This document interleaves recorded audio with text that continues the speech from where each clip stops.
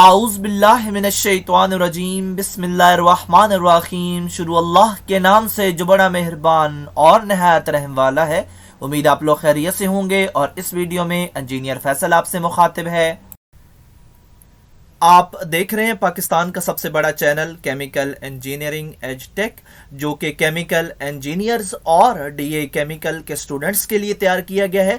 इस चैनल में chemical engineering के मुख्तलिफ सब्जेक्ट्स जिसमें industrial chemical process, industrial stoichiometry, chemical engineering, organic chemistry, mathematics, engineering informatic topics के अलावा इंडस्ट्रियल इंटरव्यूज़ के लिए शॉर्ट क्वेश्चन आंसर के लेक्चर्स भी शामिल हैं। आप मेरे चैनल को सब्सक्राइब करेंगे तो मेरी हर लेटेस्ट वीडियो आपको मिलती रहेगी। हमारी आज की वीडियो का टॉपिक है डीएई फर्स्ट ईयर की मैथमेटिक्स। एक्सरसाइज 2.6 है। क्वेश्चन नंबर 1 का पार्ट 3 सॉल्व करेंगे और सवाल की स्टेटमेंट में है कि सीरीज़ का सम मालूम करें।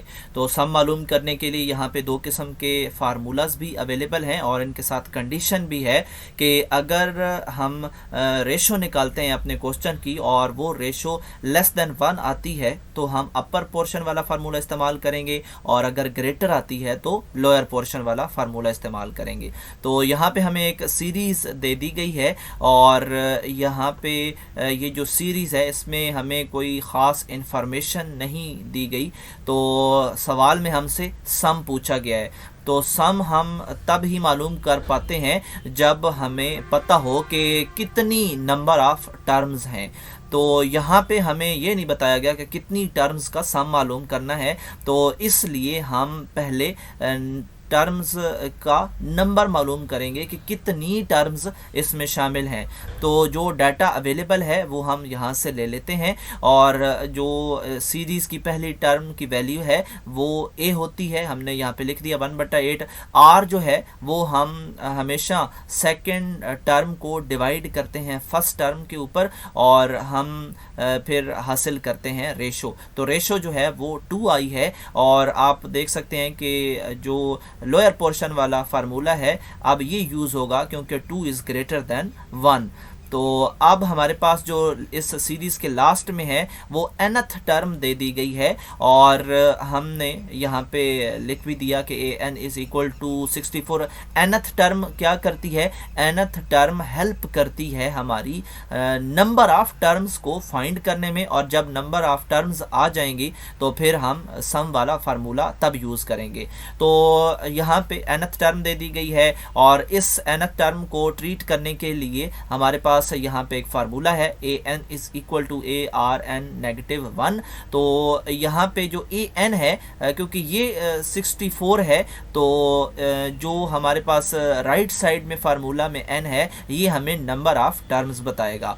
तो यहाँ पे हमने पुट कर दिया। बाकी इस फार्मूले में जो a और r पुट होना है वो हम ऑलरेडी निकाल चुके हैं। 1/8 और 2 इनकी वैल्यूज़ हम यहाँ पे फीड करवाएंगे और फीड करवाने के बाद हम इनको सिंपलीफाई करेंगे और 8 जो है उधर चला जाएगा और इसके बाद हमें जो n है उसकी वैल्यू मिलेगी 10।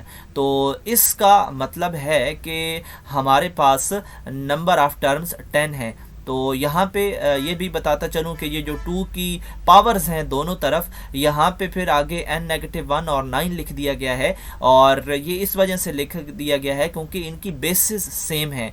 तो अगर बेसिस सेम हो तो उनकी हम पावर्स इस तरह लिख सकते हैं। तो अब हम इन 10 टर्म्स का सम मालूम करेंगे और उसके लिए हम लोअर वाला फार्मूला इस्तेमाल करेंगे।